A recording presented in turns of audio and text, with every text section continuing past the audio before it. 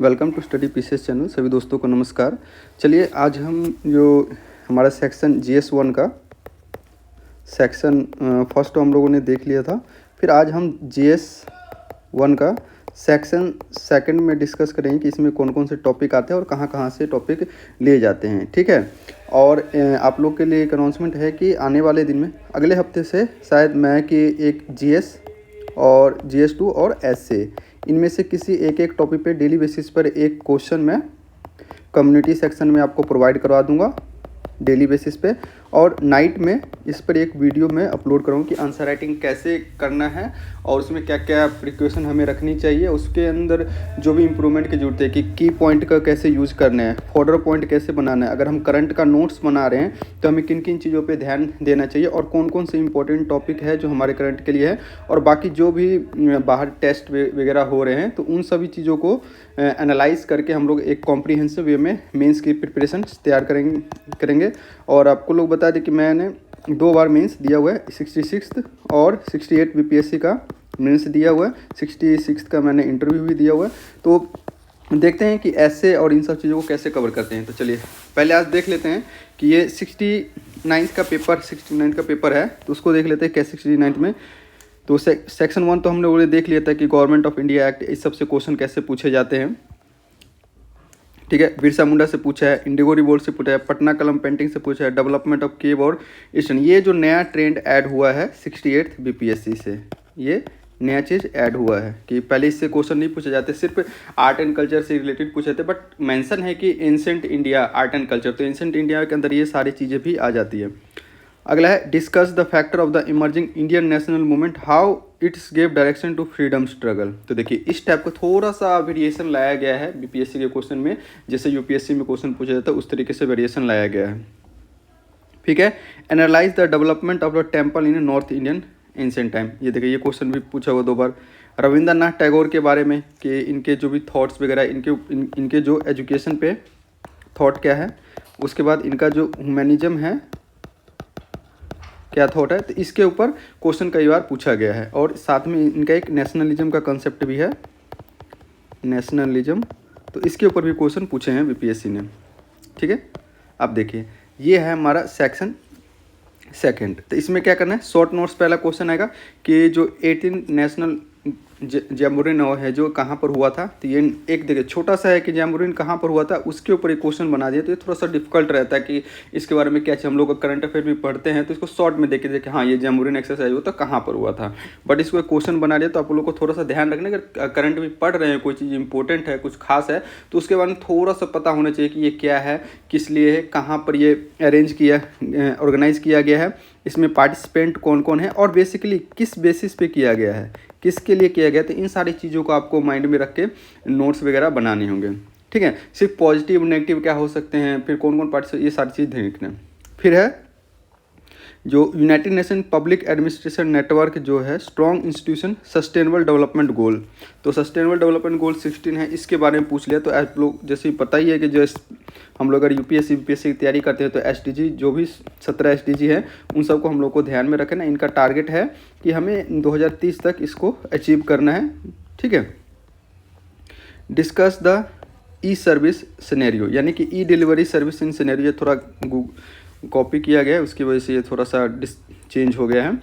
तो देखिएगा क्या है कि तो जो सर्विस डिलीवरी सिस्टम है बिहार के अंदर, यानी कि डिजिटल सर्विस जो भी है उसके बारे में पूछा गया है। जो बहुत सारी सर्विस है बिहार के अंदर। ठीक है। जो कि पुलिसकर्मी के लिए जो है आई लोटस है, जो कि एजुकेशन के लिए है, जो कोरोना के बाद आया था। उसके बाद आपके जो डिजिटल सर्विस इनका जो डाटा है वो है। उसके बाद पुलिसकर्मी जो होते हैं उनका अटेंडेंस कैसे लगाया जाता है। फिर जो अभी फ़िलहाल डॉक्टर सब जो आए हैं उनका अटेंडेंस सरकारी हॉस्पिटल में कैसे, तो वो सिस्टम। फिर टीचर सब के लिए जो आ रहे हैं अटेंडेंस, तो ये सारी डिजिटल सर्विस। फिर आपका जो कोई आपको सर्टिफिकेट बनाना है, कास्ट सर्टिफिकेट बनाना है, आपका इकोनॉमिक सर्टिफिकेट बनाना है, इनकम सर्टिफिकेट या रेजिडेंस सर्टिफिकेट, तो ये सारी चीज़ें ऑनलाइन सर्विस प्रोवाइड की जाती है। फिर एनवायरनमेंट वगैरह क्या होता है, CCTV कैमरे लगाए गए हैं, ऑनलाइन चालान ऑटोमेटिकली चालान काटे जाए, तो ये सारे क्या है डिलीवरी सर्विस है। फिर PDS में कैसे यूज है, तो इन सारी चीज़ों को आपको लिखना है यहाँ पे। उसके बाद है critically examine the feature of the self reliance Bihar 7 निश्चय, तो ये तो एवरग्रीन टॉपिक है। आपको 7 निश्चय जो है आपको याद होना चाहिए, पीटी के लिए भी मेंस के लिए। और दोनों 7 निश्चय 1 और 7 निश्चय 2 कि दोनों में क्या क्या प्रोविजन है, और उसके अंदर प्रोविजन जो अब इसके लिए तैयारी करनी पड़ेगी आपको इकोनॉमी सर्वे। इकॉनमी सर्वे से पढ़िए, वहाँ से जो भी गवर्नमेंट की इंपॉर्टेंट स्कीम है, जो लार्ज इंटेंस में जो कि वनलेबल सेक्शन जो होते हैं, मार्जिनल सेक्शन जो होते हैं, उनको इफेक्ट करता है, तो उन सारे स्कीमों को आपको अच्छे से तैयार करें, जिससे कि सोशल अपलिफ्टमेंट होता है। इन सारी चीज़ों को आप लोग को ध्यान में रखना पड़ेगा और उन सारी चीज़ों को आपको अच्छे से कवर करना, बाहर इधर उधर ज़्यादा नहीं। इकॉनमी सर्वे में जो भी स्कीम है, बजट में जिसकी भी चर्चा की गई है, बिहार बजट और बिहार इकॉनमी सर्वे, उसको आपको अच्छे से पता होनी चाहिए। एटलीस्ट 2 साल का इकॉनमी सर्वे तो आपको पता होना चाहिए, ताकि आप मेंस में अच्छे स्कोर कर सकेंगे। और इकॉनमी से रिलेटेड अगर क्वेश्चन या सोशल इशू से अगर क्वेश्चन आता है, तो आपके इकॉनमी सर्वे से ही मैक्सिमम आता है, तो इसी चीज़ को ज़्यादा फोकस करिएगा आप लोग। फिर है कि जो अभी एक ड्राफ्ट रेगुलेशन है, जो यूनिवर्सिटी ग्रांट कमीशन आया था, उस समय बहुत न्यूज़ में था, बहुत चर्चा चल रही थी इन चीज़ों को, तो इसलिए यूनिवर्सिटी ग्रांट कमीशन के ऊपर ये क्वेश्चन आया था। देख लीजिए कितना हाई लेवल का क्वेश्चन बनाया गया है, थिंकिंग कर करके। तो ऐसे नहीं कर सकते कि आप ऊपर से पढ़े और चले गए। जो पहले वाले जो 66-7 तक होता था, वो नहीं है। अब थोड़ा आपको डेप्थ में पढ़ना पड़ेगा और एनालिटिकल वे में पढ़ना पड़ेगा।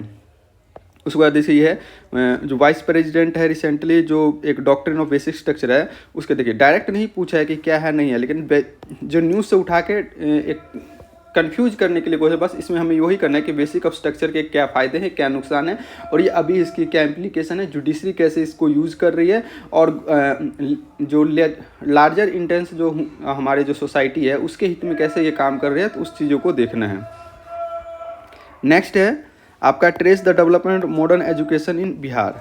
ठीक है, तो मॉडर्न एजुकेशन जो भी बिहार के अंदर आया उसके बारे में, trace the development of modern education in Bihar and in respect, तो सारा बताने के कौन मॉडर्न एजुकेशन कैसे आया था, पटना कलम, ये पटना जो यूनिवर्सिटी है ये सब कैसे बना था, फिर एनआईटी कैसे बना है, फिर आईआईटी कैसे बना है, तो इन सारे चीज़ों को आपको कवर करके चलना है। अभी फिर नालंदा बिहार जो बन गया है, तो उन सारी चीज़ों को आपको बताना है। ठीक है, सेक्शन 2 है। ठीक है, उसके बाद है explain the concern of the supreme court India gender stereotype, यानी सुप्रीम कोर्ट यानी पॉलिटी से ये क्वेश्चन पूछ लिया है।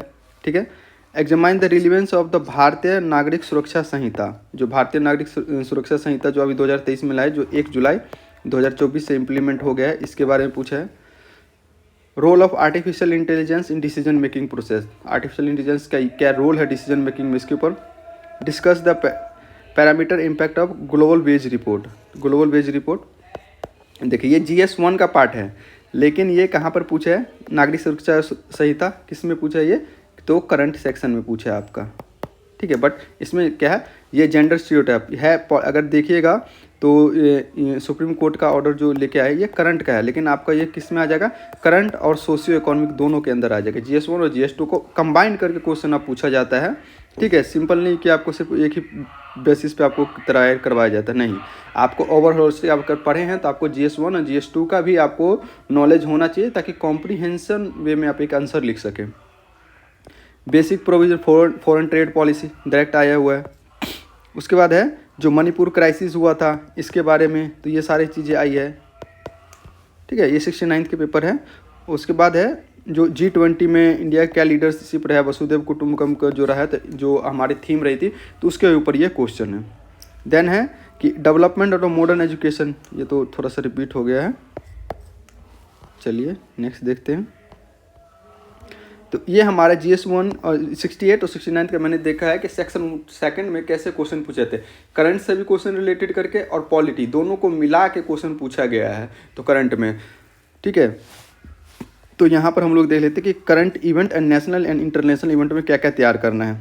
जैसे 64 में क्या पूछा था, UNDP और SDG के बारे में 64 में पूछा हुआ है, 65 में पूछा हुआ, और 69 में भी आपसे अभी जो एक रिपोर्ट पूछी थी वो आ गया है, SDG वाला रिपोर्ट पूछा ना 69 में। उसके बाद Indian economy relation development with other country, क्योंकि हमारे जो फ्री ट्रेड एग्रीमेंट वगैरह हम लोग साइन कर रहे हैं, तो उससे क्या है, तो ये 64 में पूछा गया है और 66 में पूछा गया है।